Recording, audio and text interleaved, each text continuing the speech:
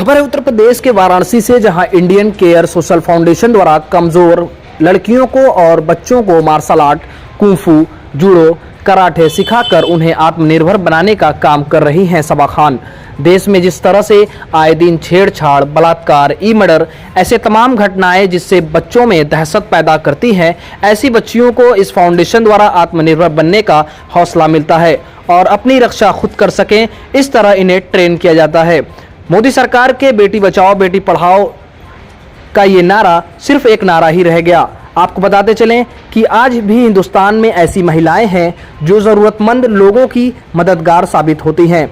ऐसी ही महिला की बात कर रहे हैं जो इंडियन केयर सोशल फाउंडेशन चलाती हैं।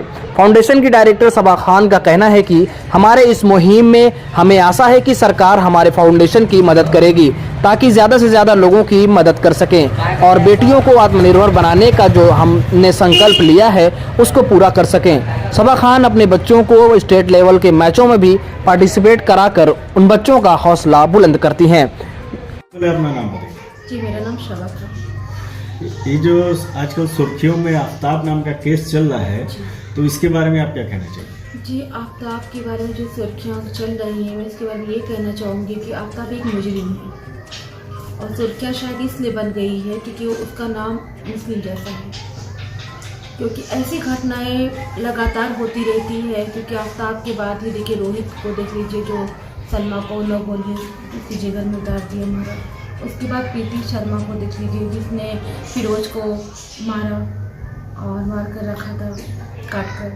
तो मेरा कहना है कि वो सब बातें क्यों नहीं इतनी हाईलाइट हुई। अगर हम श्रद्धा के लिए सिंपैथी रखते हैं, हमदर्दी है हमारे लिए, तो क्या हमारे लिए हमदर्दी फिरोज के लिए नहीं है? क्या हमारे लिए हमदर्दी सलमा के लिए नहीं है? अगर सिर्फ हम हमदर्दी श्रद्धा या हम देखते हैं सिर्फ आफ्ताब को लेकर चलते हैं, तो ये एक तरह से एक तरफा जातिवाद हो रहा है। अगर हम क्राइम की नज़र से देखते तो शायद सिर्फ आफ्ताब ने रोहित और प्रीति शर्मा को भी एक जैसी सज़ा की डिमांड करते और उनके लिए भी हम यही बात करते। लेकिन बात यहाँ आफ्ताब की जो आ रही है, तो आफ्ताब की बात को लेकर एक मुद्दा मुस्लिम बनाया जा रहा है। जैसे मुस्लिम को तो कोई मौका चाहिए लोगों को टारगेट करने, कभी टोपी के नाम पर, कभी अजान के नाम पर, कभी गाली के नाम पर, एक टारगेट करने का मौका। लेकिन अफसोस कि मुस्लिम जो हैं वो आफ्ताब क्या अब्दुल भी कोई भी होता, अगर वो आफ्ताब मुस्लिम भी होता तो उसके लिए वही सज़ा मांगते जो एक कातिल के लिए होती है। क्योंकि हमारे कौम में मुस्लिम में गुनहगार को बचाना और ऐसा कुछ भी नहीं है। और आफ्ताब की रही बात, आफ्ताब होने वाला एक पारसी है, हिंदू परिवार से बिलोंग करता है, वो एक मुस्लिम नहीं है। अब जी, ये सब जो घटनाएं हो रही हैं, इसके पीछे सोशल मीडिया का बहुत बड़ा हाथ है, इस पर आप क्या कहेंगे? जी देखिए, मैं ये कहूँगी कि अगर वो नाबालिग होती तो मैं मान सकती थी क्योंकि वो बालिग है। अगर सोशल मीडिया नहीं भी होती तो फिर भी उनका एक तरह संविधान के तौर पर बालिग होने का अधिकार था रहना। क्योंकि सोशल मीडिया का देखा जाएगा, वो नाबालिग होते तो सोशल मीडिया एक आज के वक्त में बहुत ही गंदी वाहियात चीज़ हो चुकी है। क्योंकि हमारे यहाँ कोई रूल्स रह नहीं गया। पहले होता था कि अगर हम कोई जरा भी गलत चीज़ें होती थी तो हम देखते थे कि ये एडल्ट लोगों के लिए है, इससे 18 साल से कम उम्र के लोग ना देखें, और एक मर्यादा होती थी। बट आज के वक्त में 4 साल के 5 साल के बच्चे भी अगर कुछ सोशल मीडिया पे खोलेंगे, कोई लिंक है, तो वो चाहे 50 साल की एज का हो, वो 5 साल के बच्चे वो चीज़ें देख ले रहे हैं। वल्गर चीज़ें जो हैं, अश्लील चीज़ें जो हैं, वो बच्चे वक्त से पहले जो अपने जवान महसूस कर रहे हैं और घटनाओं को अंजाम दे रहे हैं। और सोशल मीडिया पर जैसे आपने बात की अभी जो श्रद्धा की, और तो हाँ, तो मैं ये कहना चाहूँगी जो श्रद्धा हैं, सोशल मीडिया से इनकी प्यार मोहब्बत हुई तो अजनबी तो कहीं पर भी मिल सकते हैं। आपने चलते रास्ते में, चलते ट्रेन में भी स्ट्रेंज अजनबी मिलते हैं। लेकिन हमको चाहिए कि हम किसी भी अजनबी पे भरोसा ना करें। सोशल मीडिया के थ्रू हो, चाहे कहीं भी पड़ोस में हो, रास्ते में हो, कहीं पर भी हमारे मिल जाए जो अजनबी हो, तो हमको चाहिए कि हम पहले जाने और समझे, फिर हम आगे कदम बढ़ाएं। और यही जो घटनाएं जो बढ़ रही है सोशल मीडिया से, तो मैं तो कहूँगी कि सोशल मीडिया से आप दोस्ती ना करें। क्योंकि बहुत सी फेक आईडी है और बहुत से जालसाज फेक हैं। हमारे जो सगे संबंधी रिलेशन वाले तो अपने हो नहीं रहे हैं, धोखाधड़ी कर ले रहे हैं, तो सोशल मीडिया का अनजान शख्स कैसे अपना हो सकता है। और लड़कियों को चाहिए कि वो अपने घर वालों को समझे, उनकी बातों को माने, पेरेंट्स भाई से बढ़कर कोई अपना नहीं होता है। और एक बात मैं कहना चाहूँगी कि सिर्फ आफ्ताब की गलती नहीं है, श्रद्धा और आफ्ताब दोनों बराबर के हकदार हैं, क्योंकि श्रद्धा आफ्ताब तो घर से उठा कर लेकर नहीं गया था, श्रद्धा के पेरेंट्स ने भी मना किया था, लेकिन श्रद्धा अपनी मर्जी से गई थी। तो कहीं ना कहीं गलती दोनों की बराबर है। और माता पिता की जो लड़कियां बात नहीं मानती हैं और माहौल खराब चल रहा है, ऐसे दौर से तो गुजरना पड़ रहा है और गुजरना हो सकता है, नहीं भरोसा नहीं किया जा सकता है। अपने देश में जो कानून पास हुआ है लोगों को साथ में रहने का, तो ये क्या ये श्रद्धा और आफ्ताब पूनावाला जो है साथ में शादीशुदा रह रहे थे कि ऐसे ही रह रहे थे? देखिए, ये तो आज हमारे जो देश में बहुत शर्मनाक एक जो लॉ बनाया गया है, और मैं बहुत क्या बोलूँ कि बहुत गिरा हुआ कानून जिसने पास किया है, जिस सिस्टम हमारा है, लिव इन रिलेशनशिप।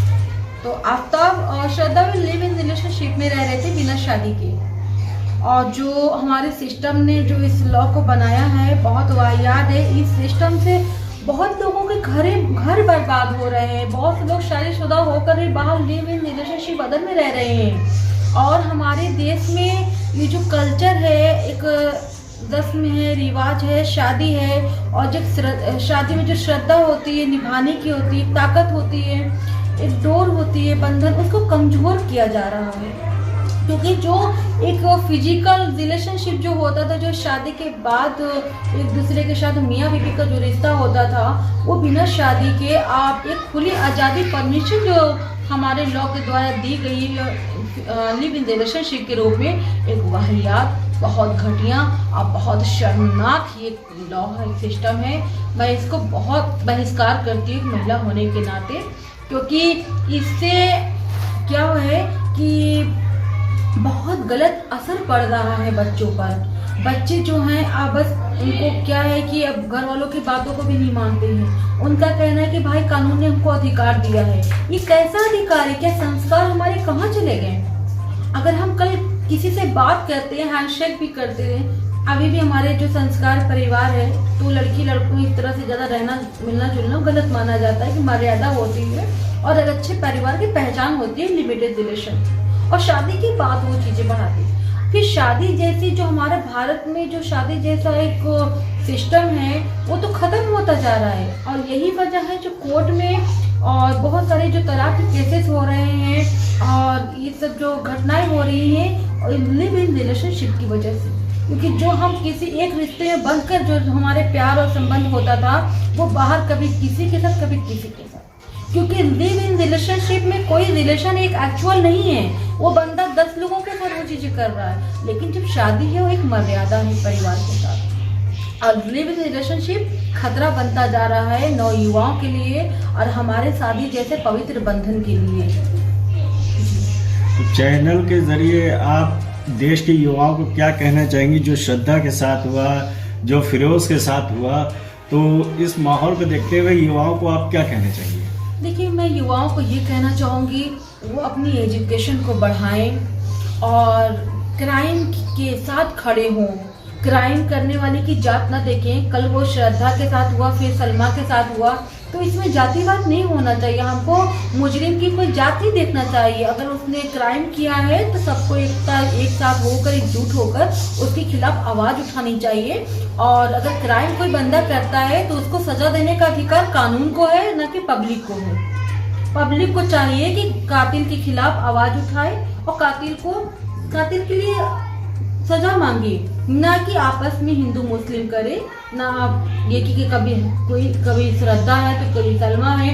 एक ना एक हम घटनाएं होती रहेंगी जब तक हम क्राइम के खिलाफ आवाज़ नहीं उठाएंगे। और आपस में अगर लड़ते रहें तो इस तरह से जुर्म बढ़ता रहे। कभी किसी की बहन होगी सलमा तो कभी किसी की बहन श्रद्धा अगली भी हो सकती है। और मैं एक चीज़ कहना चाहूँगी, ये जो लिव इन रिलेशनशिप है, मैं गवर्नमेंट से ये कहना चाहूँगी कि जो लिव इन रिलेशनशिप है इस चीज़ को ख़त्म करे और पूरी तरह से। और उन्होंने जो एक लॉ और बना रखा है कि शादीशुदा मर्द जो है, शादीशुदा दाम्पत्य अगर चाहें तो किसी के साथ वो बिना शादी के भी संबंध बनाकर रह सकते हैं और गर्लफ्रेंड बॉयफ्रेंड जो चल रहा है वो रह सकते। लेकिन मैं इसका बहिष्कार करती हूँ क्योंकि मैं चाहती हूँ कि हमारे भारत की संस्कृति वो जो पहले थी वो बनी रहे और ये अंग्रेजों का जो सिस्टम है इस चीज़ को ख़त्म करे, क्योंकि हमारा जो भारत है ये एक संस्कार देश माना जाता है, एक संस्कृति वाला देश माना जाता है। और इस तरह से हमारे देश की संस्कृति खराब हो रही है और हमारी जो रिश्ते के जैसे बॉन्ड्स जो रिश्ते शादियाँ हैं वो धीरे धीरे ख़त्म होती जा रही है। इसमें आपस में जो कहते हैं उसकी ताकत